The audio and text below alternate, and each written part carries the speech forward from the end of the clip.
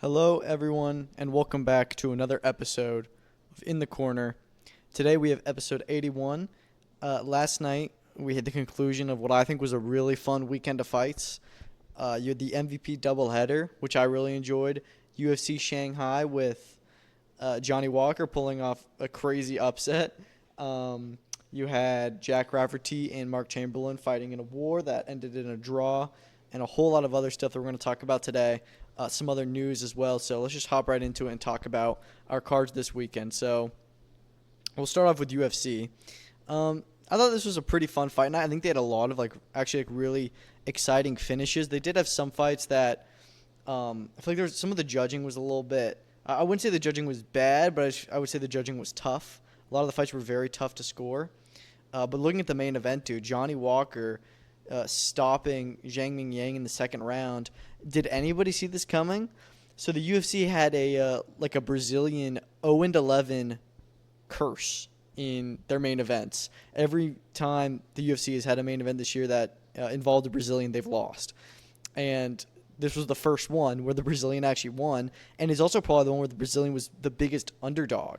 I mean, nobody thought he was going to beat Zhang Mingyang. We all saw and said, okay, so this is them trying to elevate Zhang Mingyang to be a bigger star, have him take out a well-established UFC name, you could say. You know, shoot him into the rankings.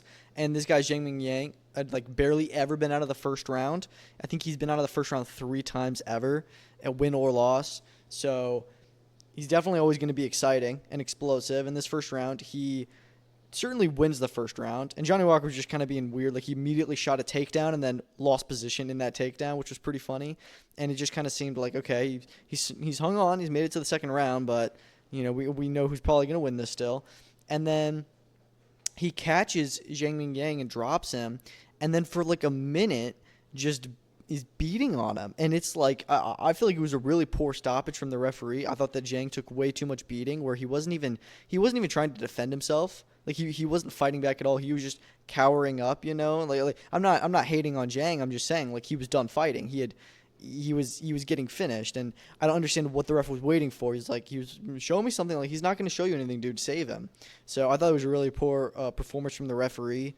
As for the fight itself, I thought it was cool from Johnny Walker, and I think this honestly showed a little bit of just A side, just because if Zhang had knocked him down, it would have taken him 2 seconds to get that stop. It just took Johnny Walker 40.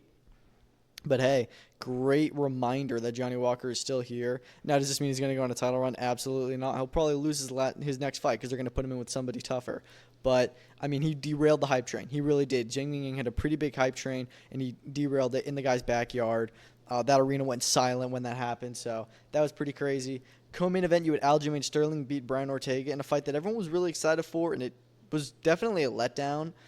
It was just very boring, very low output, completely stand-up, and still low output. Aljo won every round on every card, and you never really got a finish or even really went for the finish too much. I mean, I was very disappointed in Brian Ortega. I don't know what's going on with him after missing weight, and then it looks like really he was just trying to preserve his gas. And obviously, look, he's been sick or, wasn't comfortable making the weight, so he's definitely not in his best shape right now. But he just looked like he was just trying to make it to the end of the fight. And Aljo, I don't know, he hasn't been too impressive in his last few fights. But look, he's probably going to get more thrown into that top mix. Not saying he's going to get a title shot, but he'll probably get a top 7 or 8 fight next. I'm not sure who that'll be against, but, I mean, hey, that featherweight division is very loaded and very exciting. Yeah, so I was a little bit disappointed in the fight itself, but it's whatever. You also had Sergey Pavlovich beating Waldo Cortez Acosta over 3 rounds. I thought it was a okay performance. Pavlovich has kind of become a decision fighter, which sucks, and it's just, I don't know, it was just a little bit boring of a fight. But I mean, hey, he beats Cortez Acosta, who I think was 6 or 7 in the rankings, and Pavlovich, obviously you have Tom Aspinall and Cyril Gane fighting, and on that card you'll have Volkov and Almeida fighting, and the winner of that will get the next title shot. But then Pavlovich is waiting for it right after. I don't know who he fights. He probably fights the loser of either that title fight or that title eliminator, and if he wins that, he'll get the title shot. But he's really in that top mix now, and is really just one win away. Unfortunately, if he's not going to fight the loser of one of those fights in Abu Dhabi, he's probably going to have to fight down the rankings.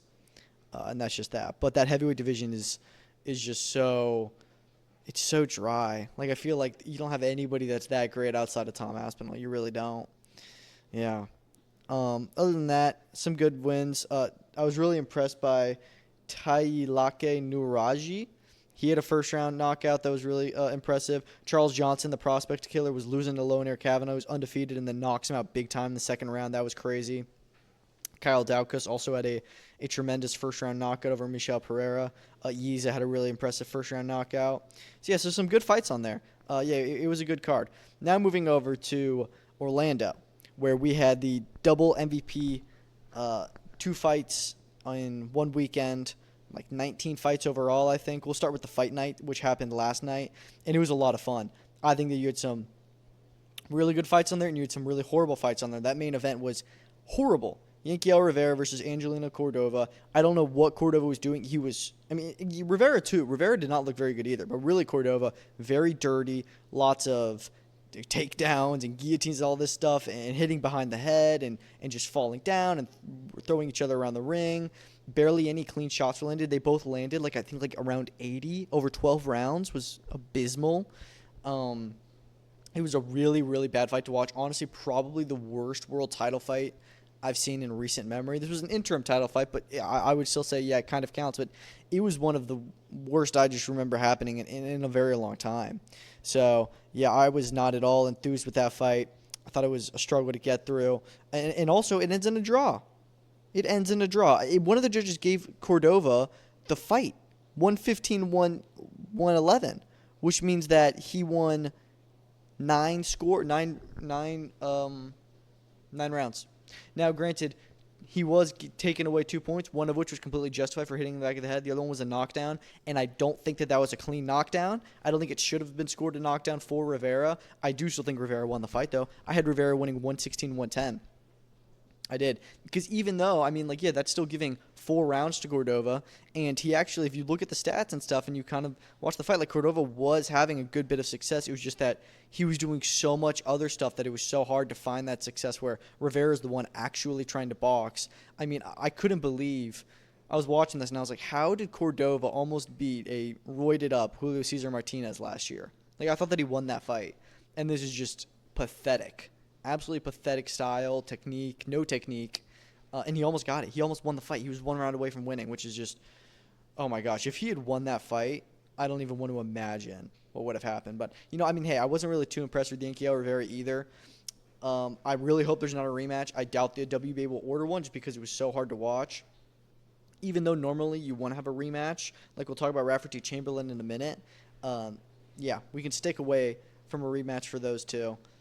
No need for that there whatsoever. It was rough. It was rough. And the winner of that, were they to become interim champion, they would have had to fight Ricardo Sandoval.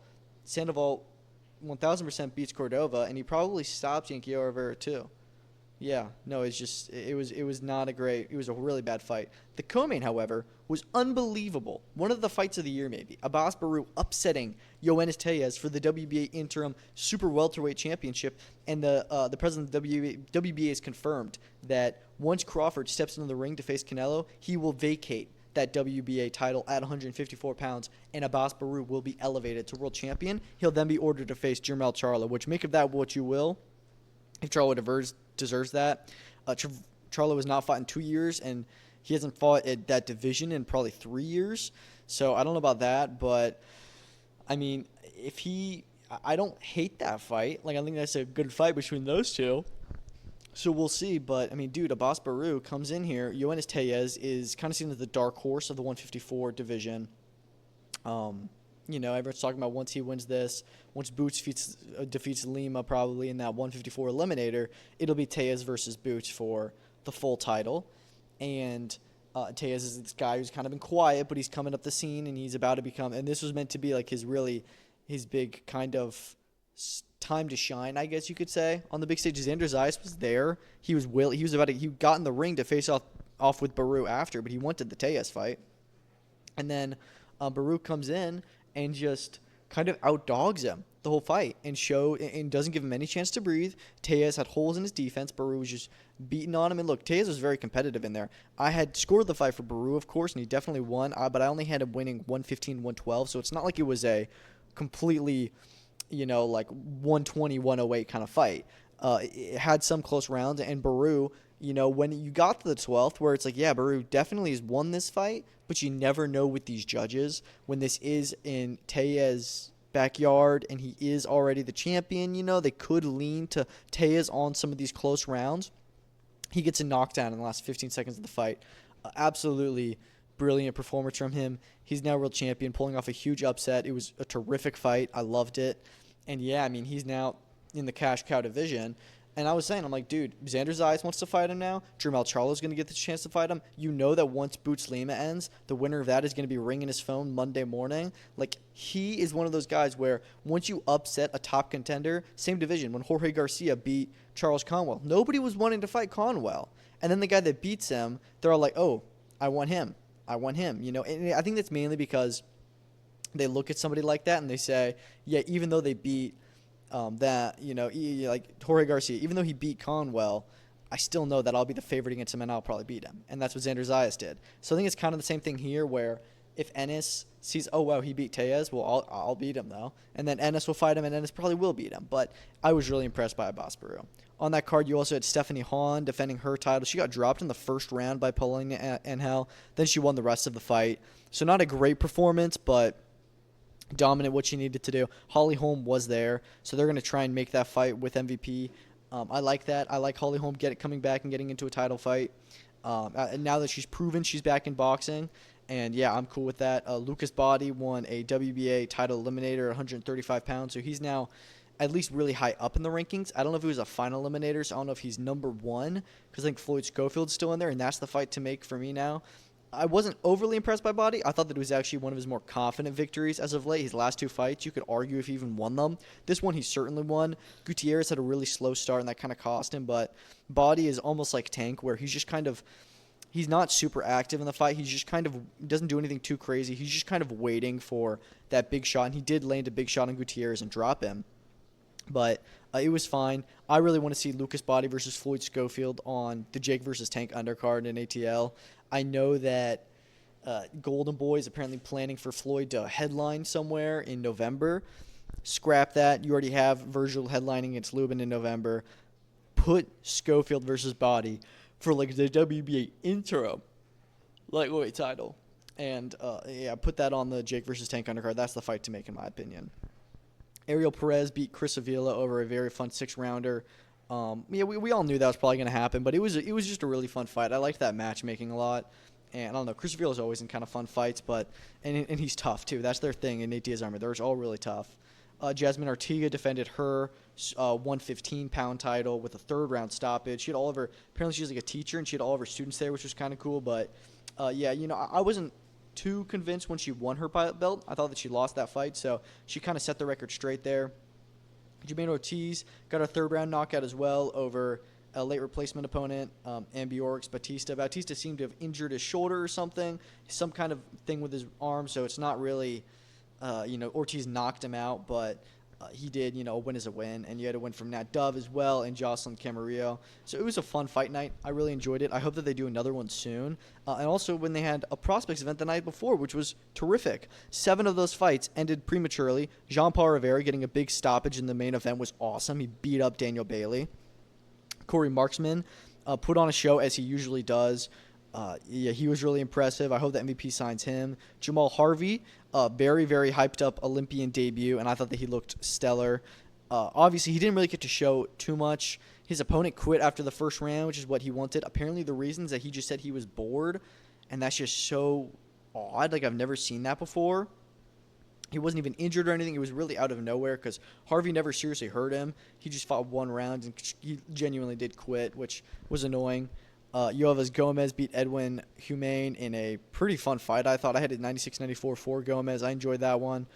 Alex Rios upsetting Taylor Jones over 8 rounds. That was a phenomenal performance from Rios. He's been kind of like this a prospects regular. Demazio and Van Hooter had a first-round knockout. That was really cool. Carlos De Leon had a big knockout. Sebastian Juarez had a big stoppage. But the main man who got the performance of the night bonus, Pedro de Silva Conceição, had a knockout of the year over Renny Viamonte to open up the show in the second round.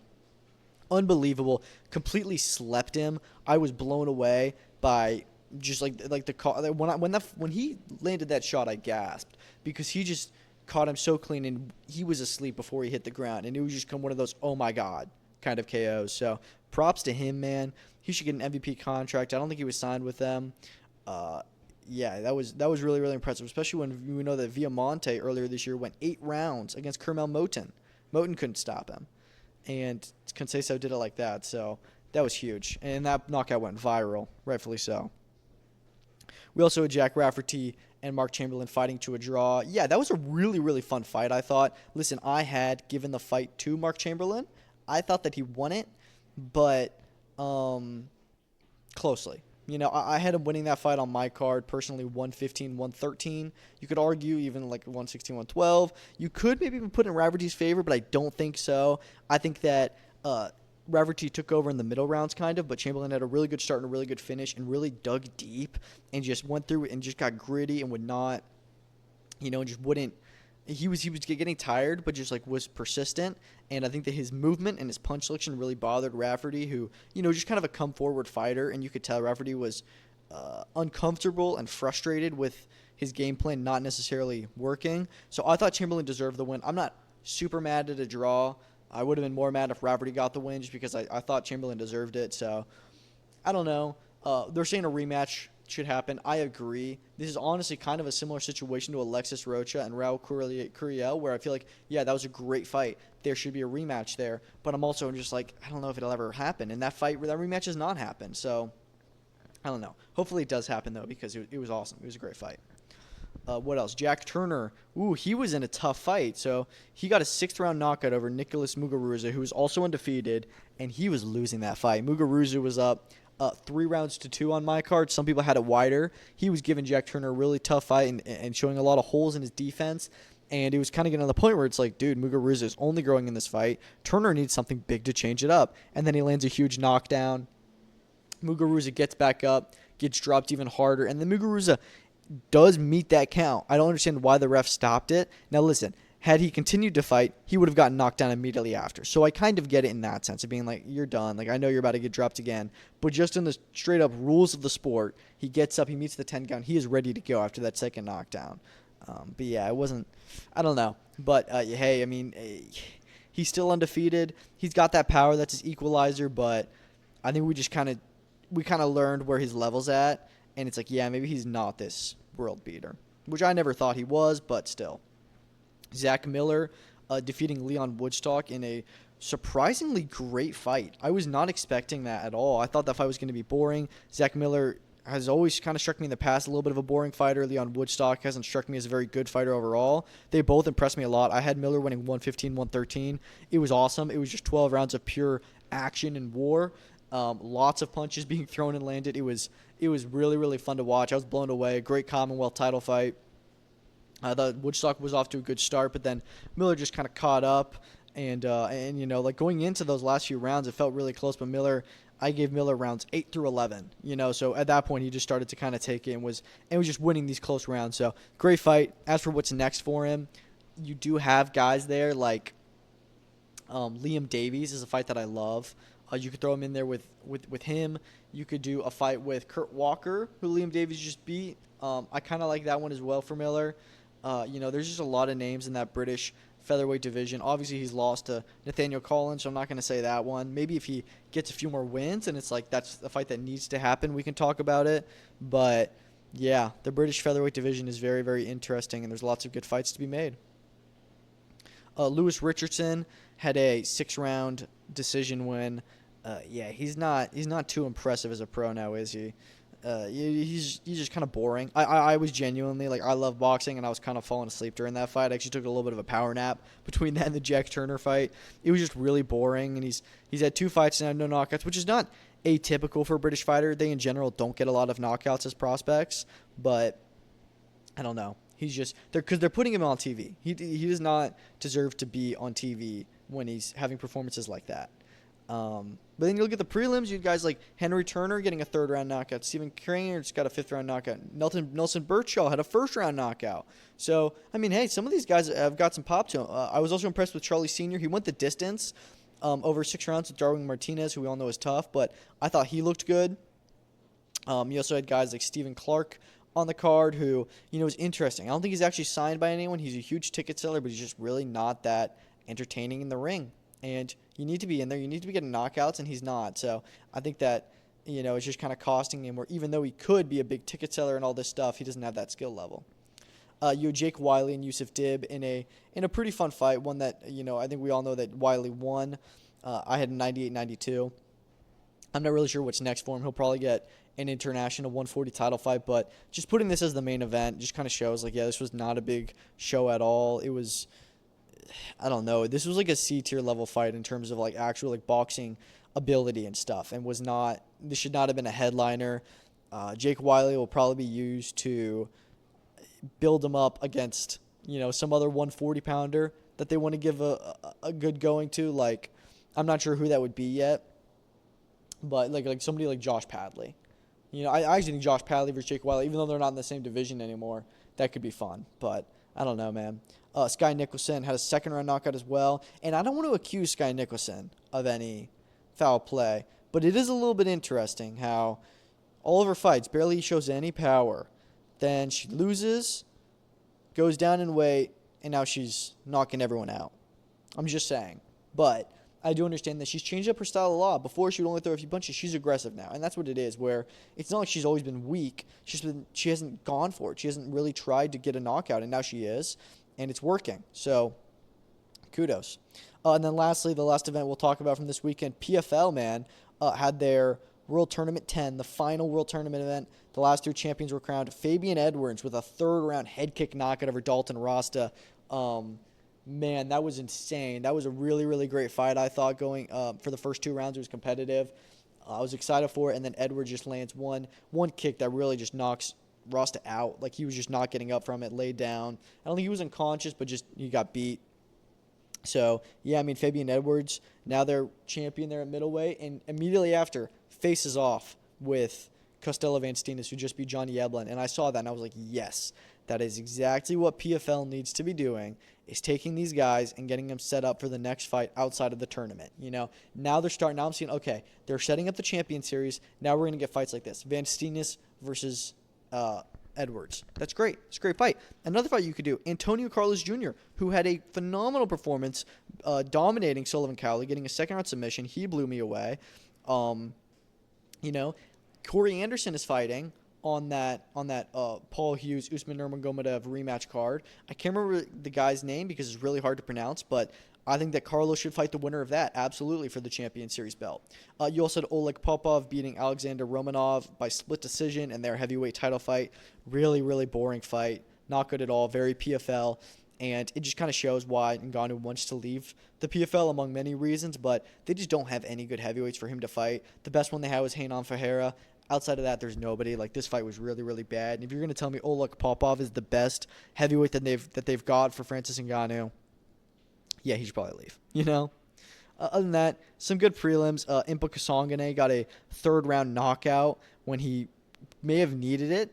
I had it 19-19 going into the third round, and he was on his way to potentially losing that fight, which would be a huge upset. And then he gets a third-round finish with, a minute and a half on the clock. So that was very impressive, I thought. And, yeah, it was a decent card overall. A lot of their guys from the tournament came back and got wins, like Sergey Bilosteny, Josh Silveira. Yeah, it was a good card. But moving on from there, let's talk about some news, because we've got some very interesting stuff to get into. And I also want to preface this and say that I don't know if any of these super fights happen, but let's talk about Shakur Stevenson and Teofimo Lopez. So it started, Shakur says Lamont Roach is having an in-between fight, apparently. So Lamont Roach is planning a comeback fight against somebody. And then once he gets through that Shakur and Roach are going to fight at the start of 2026 is the plan. But that's only if Teofimo Lopez doesn't accept the offer they sent him. So we know, okay, Shakur Stevenson Teofimo Lopez is now on the table. Teofimo says, I've already accepted the fight. I'm down. Then we hear reports of there's been no progress. Organizers like Turkey and stuff are upset with Teofimo because he hasn't been, progressive with the negotiations. Shakur says you're just trying to save face on Twitter. You haven't accepted anything. And I 1,000% believe what I'm hearing because Teofimo's done this before. He did it with Devin Haney, of just getting towards these close fights, doing all the talk, but not walking the walk, not signing the dotted line. So I don't know. I would love this fight to happen. I would absolutely love to see Shakur and Teo. I think that they're part of the two of those 4 or 5 really good American lightweights, super lightweights, and those guys really need to fight more. We've seen Devin Haney fight Ryan Garcia. We've seen Ryan Garcia fight Gervonta Davis, but we need to see Shakur fight Tank. We need to see Haney fight Teofimo. We need to see Teofimo fight Shakur. And I would love to see this. Obviously, it would mean that Shakur would be moving up in weight to 140, but I think he can make that. He would be a small guy against Teo by a decent measure, but I still really want to see that fight. But it doesn't look like it's going to happen. As for Shakur versus Lamont Roach, I like that one a lot too. I think that could be a very fun fight. Lamont Roach is this guy who just, had a draw with Tank and showed up, and now he's kind of entered that mix, and everyone wants to fight him. I think it makes sense. If Roach is going to stay at lightweight, yeah, let's do Roach versus Shakur. Why not? But then you've also got Floyd Mayweather calling for Roach to fight Kermel Moton, which makes no sense at all. And Roach is saying, look, Kermel, hey, you're great. You're a great prospect. You're gonna be a great fighter, but you're just too green. You're just too young. Just wait. And he's absolutely right in saying that. I don't understand why they're trying to rush it. And Moton's saying, no, I'm ready now. And I do think Kermel Moton will be a world champion one day, but that day is not today. And then you also have Richardson Hitchens calling out Lamont Roach, even though he's a lightweight, arguably super featherweight, and Hitchens is super lightweight. I don't understand that call out. They said Hitchens is oh yeah, I'm down. Roach is down, but I don't know. I'd rather see Lamont fight, either go back to 130 and fight Emmanuel Navarrete or Shaki Foss or something like that, or at 135. If Teofimo's not going to fight Shakur, let's just do Shakur versus Lamont Roach. It's a great fight. Let's run that one. And yeah, Lamont Roach all of a sudden is like the cash cow of boxing for that division. I would love to see Shakur mix it up with Teofimo, but Teofimo, I don't know, man. He kind of does just want easy fights, I feel. I don't know. He turned down Haney. He turned down Shakur. At what point are we just going to say, yeah, I don't know. He also said that he wants to fight on the Jake versus Tank undercard. Hey, if he's going to fight someone that's not even that, great of an opponent, I'm not even going to complain if he just makes a defense against somebody like Alfredo Santiago or something like that, because that is his number one challenger. I'd be fine because I'm going to go to Jake v. Tank, and I would love to see Teofimo on that card. But in terms of who we should really fight next, it's Shakur or somebody like that, or Hitchens. It should be Teofimo Lopez versus Richardson Hitchens too. Let's hop into some other news that we had, and we'll just go through these pretty quick. Rick Glazer, who obviously is, I don't really know what his actual job is. He says he works in the boxing industry, but he tweets a lot about stuff he's hearing behind the scenes. And he's saying that he's hearing that Top Rank has signed a deal with Stars, which is almost like HBO or Showtime in the way that their streaming service is set up, where it's like an extra channel you can add on. I'd be totally fine with this deal, saying that it's for 1 year with 11 shows, or actually we don't know if it's a multi-year deal or if it means every year we're going to get 11 shows, but there would be one show a month, each of them having, I think he said a budget of $1 million. I could be wrong in saying that, but if we're getting 11 shows from Top Rank and they're the same level that they were on ESPN, which it's unsure if they are here, with Boxer on BBC, hearing it won't be the same levels as their shows on Sky, but if I hear 11 shows a year on Top Rank, I'm totally fine with that. I'm fine with Stars being that person. It's unclear now if that's their only broadcast partner or if they're still going to try and get another one. Obviously, their aim was to be what the NFL does, where they've got multiple different broadcast deals. But I just don't think that Top Rank has the ability to put on as many events. If you look at NFL, how many games they put on a year? Hundreds. They Top Rank puts on 10 to 12 cards a year. So I don't know. Top Rank obviously would also retain foreign rights in this deal, meaning that they would find somebody else to, they could have a deal with Sky Sports, for example, to broadcast their foreign fights as they did before. So it's unclear, but hopefully they get something announced soon because they've been homeless for, already a month, and I would love to see them come back by the end of the year, but I don't know, man. It's getting a little bit worrying. Sean Strickland, obviously, a month ago, he ran into the cage and attacked another fighter who had just finished his teammate and was kind of mocking or whatever. So Strickland ran in and punched him in the face and all this stuff. He's been suspended for 6 months by Nevada. And also has been given a $5,000 fine. However, he can reduce it by a month and a half if he takes an anger management course, and he said he's going to. I don't care what it takes. Somebody needs to follow him into the anger management class. They need to hire a camera crew, and we need to watch him in there because that is so funny. Like, he's such a funny character, and to put him in anger management would just be gold TV, just quality. It'd be hilarious. We're hearing that Moses Atauma is going to be returning to the ring in December. So I was really hoping he'd be like co-main event on Eubank versus Ben 2 on November 15th. Looks like that's not going to be happening. If he is back in December, have him headline in the UK. Have him fight there. Obviously, we're hearing that Jermaine Franklin and Kubrat Pulev are options. I love both those options. Don't throw him in there with Joseph Parker. Give him a good quality heavyweight opponent that's around Dillian White level, if not a step up, and see how he does. Just build himself up a little bit more, try and get him some rounds. I'd really prefer if he fought Filip Hrgovic, somebody that is actually like a top heavyweight, but I'd be totally fine if he took this route. Do Kubrat Pulev, and then he becomes the WBA regular champion. They may not want to do that. Don King also just said, though, that he's retaining the rights for the Kubrat Pulev-Michael Hunter fight on October 4th and says he still plans to hold that event, so we'll see if that happens, but I don't know. But yeah, I'm excited to see Atauma come back, but I just hope it's in the UK. It really should be. We had the announcement of the Canelo versus Crawford broadcast team on Netflix. I think that it looks pretty solid in my opinion.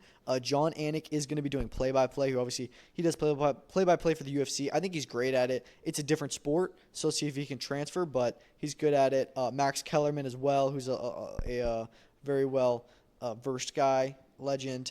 Andre Ward is going to be on that crew as well. Mark Kriegel as well, who does really good stuff with Top Rank or did. Michael Buffer's your ring announcer. Joe Martinez is the other ring announcer, which I was a little bit surprised by just because Thomas Schreiber usually does the Saudi events, but who knows. And then you'll have Mario Lopez, which there's no need for him to be there. Jim Gray doing the post-fight interview. He's good. Antonio Tarver, who was just in action, commentating this weekend. And then, unfortunately, Mike Croppinger is also going to be on that desk. Yeah, that kind of bothers me. Mike Coppinger, look, he's great at what he does in reporting and being able to break fights and being that guy who's always got the story, right? He's like he's the guy really for that kind of stuff. However, since he's gone to Ring Magazine, I think he's just always licking Turkey's behind, and always just glazing him and getting into it with fighters and talking about this and that and stuff. And he's not great on TV. He's not a great personality on TV. I don't understand why he's on there. And even just his reporting now, where now that he works for a magazine who also makes the fights, he works for a promotion, they just give him the fights. They say, hey, go break the story. It's not him actually going and asking for the fights and stuff. It's not breaking from Mike Coppinger. It's just Ring Magazine as announced. That's what it really means. So I don't know. We also had the confirmation from Anthony Elisquaga that he is going to be fighting on September 11th in Las Vegas. Unfortunately, we still don't have an announcement on that. That was meant to be when Jerome Miller and Michael Hunter were fighting, which was broken to us by Mike Coppinger. And now we don't know if that's not happening anymore, but they still plan to hold a card on that Thursday at the Fontainebleau. I don't think they're going to have one on Friday, but they need to announce that soon. I would like to see, some other good fights on there. We know that Elisquaga is going to be defending his title against his mandatory, I think. So who knows? But yeah, some interesting updates with that event. We also got the referee is going to be Thomas Taylor, who's probably the best in the business right now. And then they've got some really top judges on there, the same usual guys, Steve Weissel, Max DeLuca, and such. So I'm excited. We also just saw that Canelo and Boots Ennis are currently in training camp together for their upcoming fights. This is just kind of funny. I don't understand why people are reading so far into this. They're just training together. It's cool. They're getting good sparring. Canelo, a lot of people think that Boots, or not a lot of people, Tim Bradley said that he thinks, Boots Ennis is a spy for Team Crawford, where he's going in there to get stuff, and then he's going to go back to Bud and tell him everything. First of all, Bud and Boots are not boys. They want to fight. They're not. I'm not saying that they hate each other, but they're not in camp together. And two, how stupid are you? Are you that stupid? That's just such a. I don't know. It's just such a dumb thing to say. Why would he be a spy? It makes no sense. He's just sparring him. Tenshin Nasukawa said that he's open to fighting Takuma Inoue for the WBC bantamweight title once that goes vacant from Junto Nakatani. He also said he's open to fighting Naoya Inoue one day, which is a super fight that should happen eventually because Tenshin is a huge star there, and he's going to eventually be in the same division as Inoue, so that makes a lot of sense. As for Takuma Inoue, I think that makes a lot of sense right now. I would have liked to have seen him fight Yoshiki Takei because that fight feels like they were building that up for a while, and now it doesn't look like it's going to happen. But hey, I'd be totally fine with this. I think Tenshin's ready for his title shot now with Junto vacating both the WBC and IBF titles. It opens up the floor for him. So yeah, let's see it. Dana White says that the UFC cage weighs 25,000 pounds, which is more than I thought. And it could be too heavy for the lawn at the White House, or at least the lawn that they wanted to do it on. So they're trying to find a way that they can, logistics. He said he's flying out there in a few days, and he's going to go, and they're going to figure out, like, the logistics, like, where they're going to do it. And, I mean, Trump said he wants, like, 25,000 people there. That's just dumb. Like, there's just no way you can fit that many people at the White House. Like, you live there, you should know how big it is. But I don't know, man. We'll see. I hope they can pull it off though, because it should be crazy. But it's stupid. It's a circus, but it would be wild to have a UFC event at the White House. BKFC has announced their BKFC 81 card in Manchester on September 27th. It's going to be headlined by the return of former boxing world champion James DeGale. He's fighting Matt Floyd. You've got Aaron Chalmers versus Jack Fincham in the co-main event. There's some good UK scousers on there. And yeah, I feel like it's in the AO Arena. It's going to do pretty good, I think. James DeGale is a pretty big name, so I'm looking forward to that. They've got some big events coming up. I did also hear that their card the week after in Newark with Mike Perry, Jeremy Stevens, apparently could be a pay-per-view, which we know that BKFC, in their DAZN deal, they are meant to have a pay-per-view here and there, so whatever. Mike Perry's last few fights, I think, have been on pay-per-view, and I don't know. I don't think that should be a pay-per-view, but I don't know. We'll see.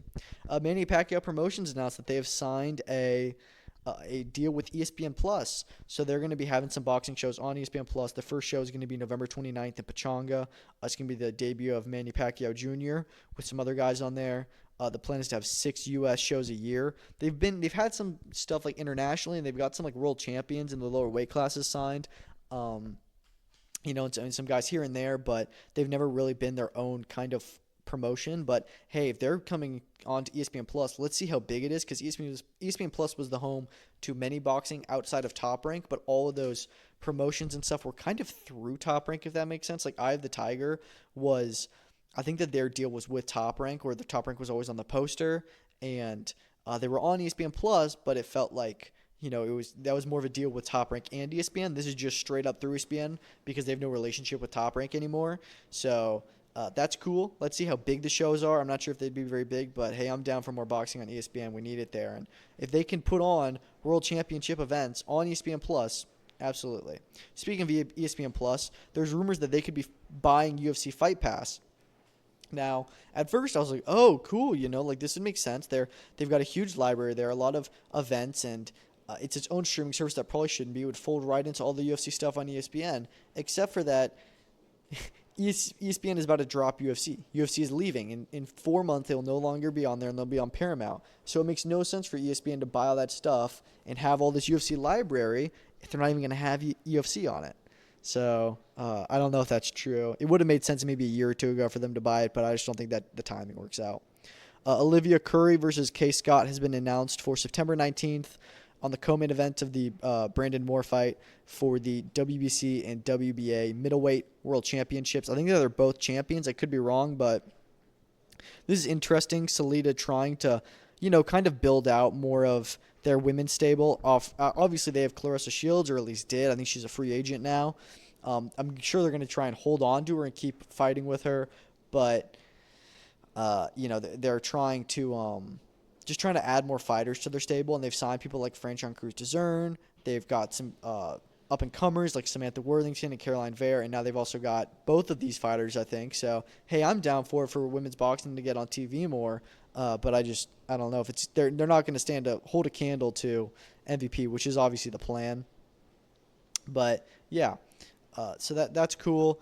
Aaron McKenna has called out Janibek, saying, look, I'm the most avoided fighter. I'm the most avoided rising star right now. You're the most avoided champion. Let's run it. They are in the same division. I love Aaron McKenna calling him out. I do think Aaron McKenna is due a big fight next. I don't think he should be fighting against Janibek just because I think Janibek beats him, and I like to see Janibek unify or something like that. But hey, if none of these other fights get made, why not? Why not? With the announcement of the Sugar Nunez versus Pitufo Diaz undercard, I still really don't like that fight, but we now know we're going to be getting Pedro Guevara versus Adrian Curiel, which I think is a fantastic fight. That's a great co-main. It's a real 50-50. I would probably back Guevara more, but these are two former world champions. It's going to be a war, and I really, really dig that fight. I think it's great. And you've got some other good Mexican fighters on that as well. Josh Emmett versus Yusuf Salal has just been added to 320 in a few weeks. So UFC 320 is looking like a great card. That's a featherweight banger. It's not like it's, winner that's going to get a title shot or anything, but winner that will make him move up the rankings. And yeah, so I really, really like that. That's going to be an awesome fight. And then lastly, Liam Cameron has announced that he's going to be moving on to the Joshua Buatsi, Zach Parker undercard. This makes sense. We know that card is all light heavyweight. I would love to see Louis Edmondson versus Ezra Taylor on there as well. Not sure who Liam Cameron's going to fight. I really hope he's not fighting in like an 8-rounder against someone stupid. He could be in a good fight on there. So, yeah, let's just see what they do with him. But, yeah, I think this is actually his real Queensberry debut. But it makes sense. It's all 175-pounders. Throw him another one on there. And if you get him a decent opponent, again, I don't know who that is, and you have Edmondson Taylor on there, that is 5 good light heavyweight fights on the card, and I'm very, very excited for it. It should be a fun night on November 1st. Look, that's all I've got for today's episode. Thank you all so much for listening. Do another episode probably this week. If not, it'll be on like Friday before the big Misfits event next week, which is going to be awesome. That's all there really is going on in this next week. You'll have Contender Series on Tuesday, Misfits on Saturday, and also the BKFC event in Montenegro, which is just kind of random. But, hey, BKFC hasn't had a card in a few weeks, so why not? But, yeah, that's all I've got for today. Thank you all so much for listening, and peace out.